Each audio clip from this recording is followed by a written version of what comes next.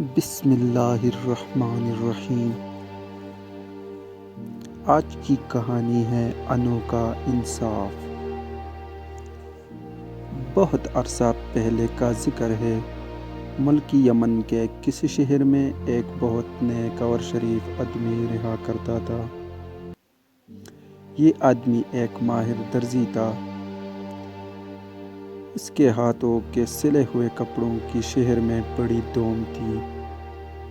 اس کا پورا نام تو کوئی نہیں جانتا تھا، مگر لوگ اسے عبدل کہا کرتے تھے اور وہ اسی نام سے مشہور تھا۔ وہ زیادہ تر امیر خواتین کے لیے قیمتی ملبوسات سیا کرتا تھا، جو بہترین سلک اور بروکیٹ سے بنائے جاتے تھے۔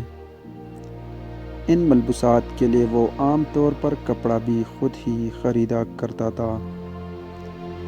ایک روز عبدل کپڑا خریدنے کے لیے مارکیٹ گیا۔ جس کپڑے کی تلاش میں وہ اس وقت مارکیٹ پہنچا تھا،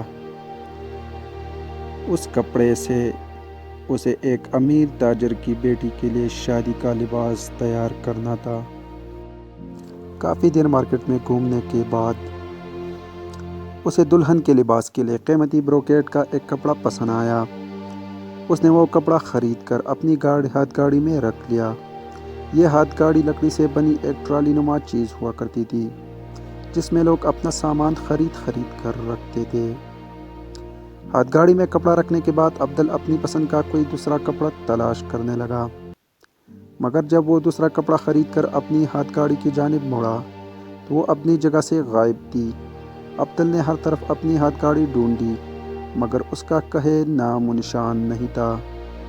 وہ خوب چیخا چلایا، راہ چلتے لوگوں سے پوچھا، مگر کوئی اس کی گاڑی اور اس میں رکھے ہوئے قیمتی کپڑے کے بارے میں کچھ نہ بتا سکا۔ چوری کی خبر مارکیٹ سے ہوتی ہوئی سارے شہر میں پھیل گئی۔ کچھ ہی دیر بعد ہر ایک شخص اس چوری کے بارے میں باتیں کر رہا تھا کہ آخر یہ کام کس کا ہو سکتا ہے۔ عبدل کو اداس اور پریشان دیکھ کر اس کے چند دوست شہر کے مشہور قاضی عمر کریم کے پاس پہنچ گئے۔ عمر کریم کے انصاف کا چرچا دور دور تک تھا۔ وہ حیرت انگیز طور پر مشکل سے مشکل مقدمے کا حل ڈھونڈ نکالتا تھا، لہٰذا اس کی ذہانت کے سب قائل تھے۔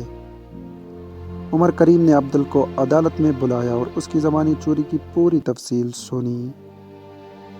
ساری باتیں انتہائی غور سے سننے کے بعد قاضی عمر کریم نے ان تمام لوگوں کو عدالت میں پیش ہونے کا حکم دیا جو چوری کے وقت عبدل کے ساتھ مارکیٹ میں موجود تھے۔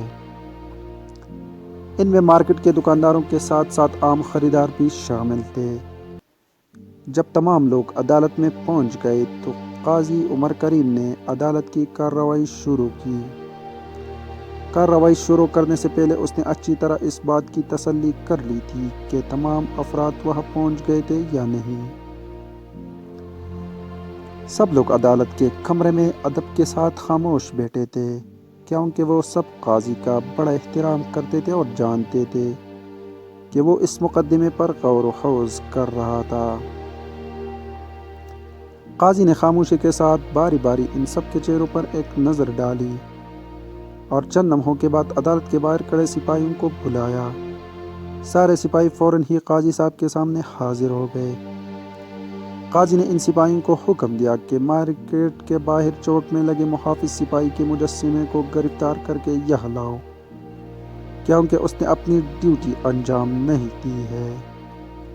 اس کی موجودگی میں یہ چوری کیسے ممکن ہو گئی؟ تمام سپاہی حیرت سے قاضی کا منہ تکنے لگے۔ بالآخر ان میں سے ایک نے ہمت کر کے کہا، جناب، آپ ایک پتھر کے مجسمے کو گرفتار کرنے کا حکم دے رہے ہیں؟ ہاں، قاضی نے فیصلہ کن لہجے میں کہا، فوراً اس حکم کی تعمیل کرو۔ سپاہی حکم کی تعمیل میں روانہ ہو گئے اور چوک میں نصب محافظ سپاہی کے مجسمے کو رسیوں سے باندھ کر عدالت میں اٹھا لائے۔ عدالت میں موجود لوگ مجسمے کو رسیوں سے جکڑا دیکھ کر ہنسنے لگے اور ایک دوسرے سے سرگوشیاں کرنے لگے کہ شاید قاضی پاگل ہو گیا ہے۔ خود عبدل کی بیوی اختیار زور سے ہنسی نکل گئی۔ اس کو ہنستا دیکھ کر دوسرے لوگ بھی بلند آواز میں ہنسنے لگے۔ ان سب کی ہنسی روکے نہیں روک رہی تھی۔ قاضی چند لمحوں تک خاموشی کے ساتھ سب کو دیکھتا رہا، پھر وہ اپنی جگہ سے کھڑا ہو گیا اور بلند آواز میں حکم دیا، خاموش! عدالت کی کارروائی شروع ہو چکی ہے۔ سب لوگوں نے اپنے قاضی کے چہرے پر چھائی سنجیدگی کو دیکھا اور ایک دم خاموش ہو گئے، کیونکہ وقت کی نزاکت کو محسوس کر کے وہ خاموش رہنے پر مجبور تھے۔ تم سب نے عدالت کی توہین کی ہے، قاضی نے غصے سے کہا، لہٰذا تم سب کو اس جرم کی پاداش میں جرمانہ ادا کرنا پڑے گا۔ اب تمام لوگ اپنی اپنی گردنیں جھکائے خاموش بیٹھے تھے کہ قاضی ان کے لیے کیا سزا تجویز کرتا ہے۔ کچھ دیر سوچنے کے بعد قاضی نے کہا، جرمانہ یہ ہے کہ تم میں سے ہر ایک کو اس وقت عدالت میں کپڑے کا ایک ایک ٹکڑا جمع کرانا ہوگا۔ عدالت میں موجود تمام لوگوں نے سکون کی سانس لی۔ کپڑے کا چھوٹا سا ٹکڑا دینا تو کوئی اتنی بڑی بات نہیں تھی۔ عدالت کے سپاہی ہر ایک شخص کے پاس جا کر کپڑے کا ٹکڑا وصول کرنے لگے۔ کسی نے اپنے لباس کا کونا پھاڑ کر دیا تو کسی نے اپنا رومال جرمانے میں پیش کر دیا۔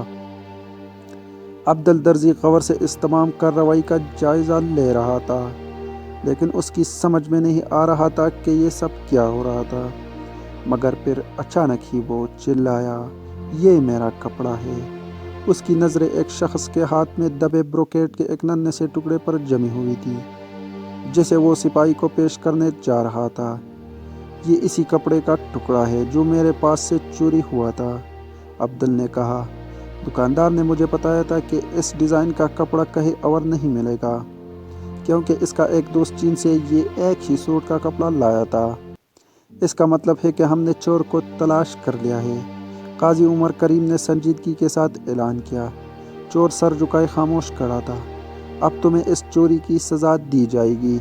قاضی چور سے مخاطب ہوا، اور اس محافظ سپاہی کے مجسمے کو اس کی جگہ واپس پہنچا دیا جائے گا تاکہ وہ تم جیسے مجرموں کو پکڑنے میں ہماری مدد کرے۔ قاضی کے ان الفاظ کے ساتھ ہی سپاہی مجسمے کو اٹھا کر لے گئے اور اسے اس کی صحیح جگہ پر رکھ دیا۔ کہتے ہیں کہ آج بھی اس مجسمے کے گرد کچھ پوشیدہ رسیاں باندھی ہوئی دیکھی جا سکتی ہیں۔